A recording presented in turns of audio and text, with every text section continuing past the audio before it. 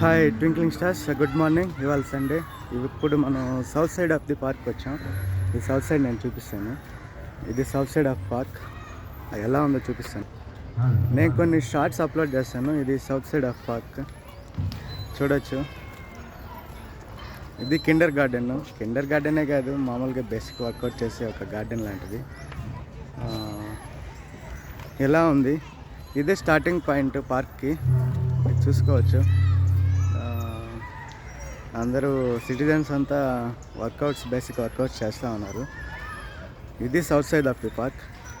ఇక్కడ నుంచి స్టార్ట్ చేసి మనం ఆ ఎండ్కి ఎక్స్ప్లోర్ చేయాలంటే మనకి 2 to 3 days పట్టచ్చు.